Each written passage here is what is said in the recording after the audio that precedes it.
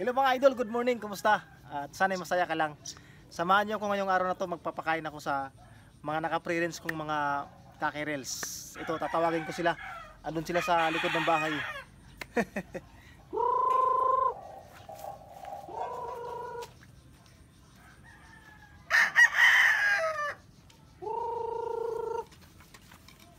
Ito pala mga katuka, naghanda ako ng pagkain nila. With feeding po akong paraan ko ngayon kasi maulan. So yung ginawa ko, hinalo ko na lang yung vitamins dito sa kanilang pagkain. Ito, basa. Ayan po. Ayan. Parang busog ata yung mga manok ko ngayon ah.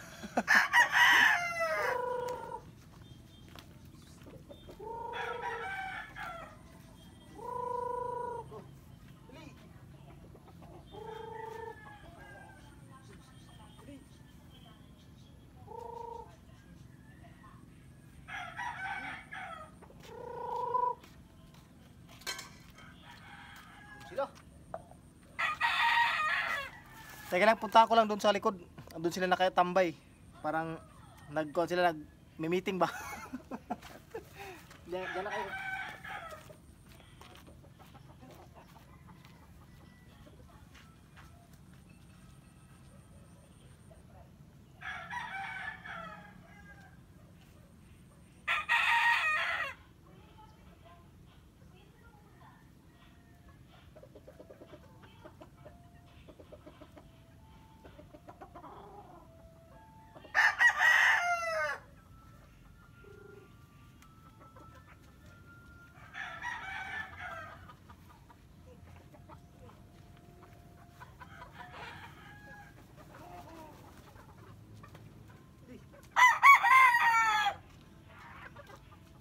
Yan.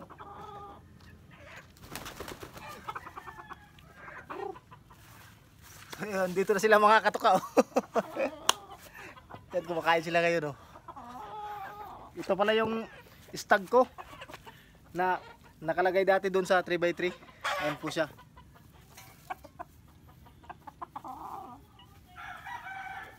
At ito na yung mga bago nating mga kakirils, mga baby stag.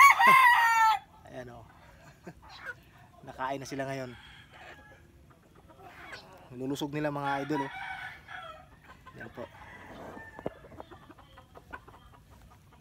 Yung vitamins na hinalo ko sa kanilang pagkain, yung Progenzy. So binibigyan ko sila umaga. Pagkahapon naman, pwedeng plain water na lang yung halo ko sa pagkain. Depende pa rin po kapag maulan, with feeding.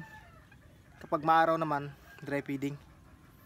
Pwede pong salitan kung ano yung komportable kayo. Yun lang po yung gawin nyo mga idol. Depende lang po sa atin yan, sa mga diskarte natin. Although pareha lang naman siguro yung resulta or yung outcome. Ang mahalaga hindi sila mapasma. Ayan o. Kumakain sila. Andun yung isa. Matatangkad o. Uy, yung kanawayon o. Ay! Late ka na! Yan yung kanawayon ni Remilo. Grabe ang tangkad o. Parang si Kon to ah. Parang si Yao Ming. Tangkad oh.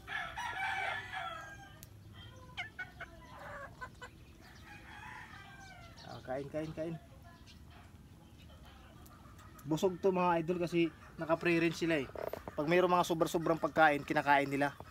Dito sa mga manok ko na nakalagay sa tipi, pag nagpakain ako tapos may sobra, nilalapitan nila tapos kinakain nila yung sobra.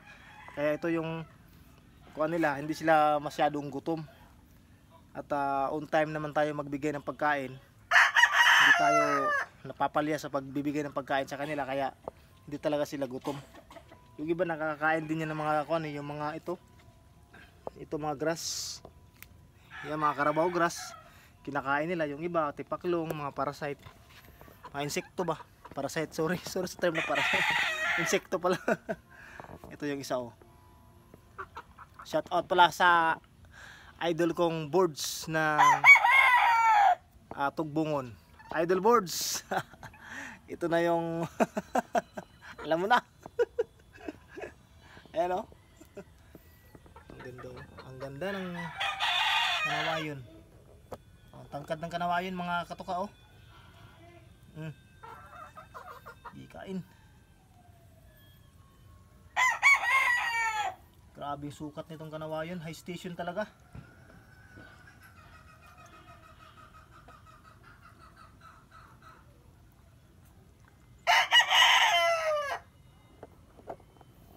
Salamat kay Remil Vlog. Galing sa kanya yung kanawayon na to. Ang nanay nito, galing sa akin yung sweater hats. Yung tatay naman yung kanyang kanawayon. Binigyan niya ako ng regalo. Salamat Remil. Kung nanonood ka ng video to, salamat sa'yo. Ito mga katuka, sakaling maayos to maglaro, maganda yung performance niya, ay itry ko lang gawing ganador soon kung sakaling maayos maglaro. Kasi depende rin po sa selection ko mga katuka eh. Kapag pasado po sa akin yung kanyang performance, yun yung ginagawa kong ginagawa kong ganador or materialis. Dito, ito ay crossbreed na po. So kung tutuusin talaga, masyado nang malayo yung kanyang linyada na hindi siya puro ay sweater hats. Tapos doon pa lang sa sweater hats, two-way cross na po siya. Ngayon sa kanaway pa, o di masyado nang malabnaw yung kanyang yung kanyang dugo. Kung gagamitin nating materialis, so para sa akin medyo malayo na talaga kung gagawa tayo ng materialis. Kasi kapag sinabing materialis, minsan mga idol, pure talaga yan. Kadalasan pure talaga yung ginagamit na materialis. Pero kung mayroon naman pailan-ilan, mga battle cross, two-way cross, pwede naman. Pero depende lang naman yan sa atin mga katuka, di ba? Tayong mga breeder, kung ano yung sa tingin natin ay maayos, maglaro, maganda yung record, yun yung ginagawa nating materialis. Yun din po yung paniniwala ng ating ibang mga kaibigan na nagmamanok. Para sa akin, wala kasi akong kanaway dito. So kung sakaling maayos yung maglaro ito, ay gagawin kong materialis someday. Ito po, itatabi ko lang muna to. Iniwan nila. Ibigay ko dito sa iba kong mga manok. Dito may manok din ako dito mga idol. Teka lang. Dito sa ilalim. Ayun oh, yan. Golden boy oh. Oh, golden boy. Dito ka. Lapit. Ayan, golden boy mga katuka oh. Nahiya. Ayun yung isa. Oh.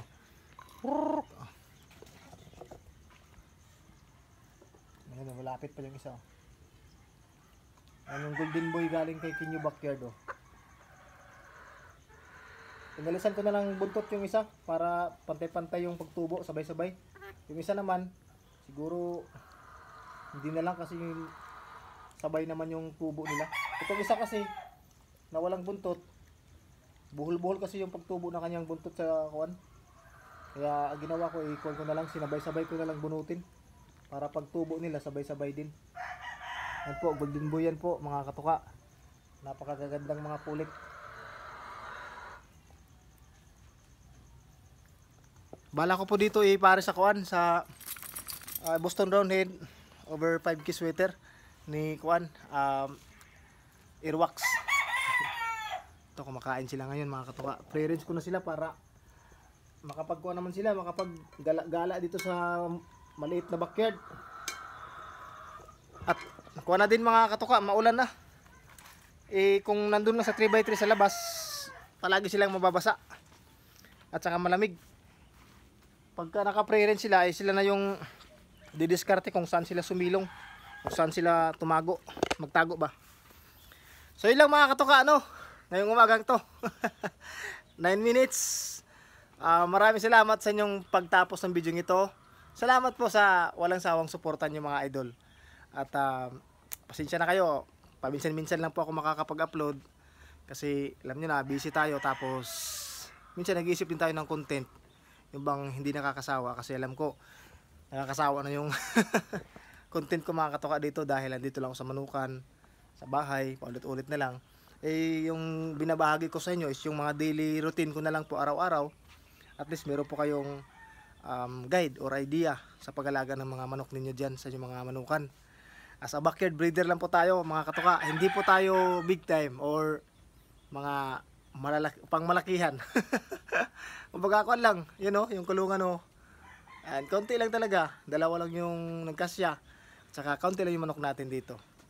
So yun lang mga katukano, maraming salamat muli. God bless. At ingat kayo palagi. Lagi natin tandaan, ang sabong ay sports lang. Huwag tayo magpakalulong sa sugal.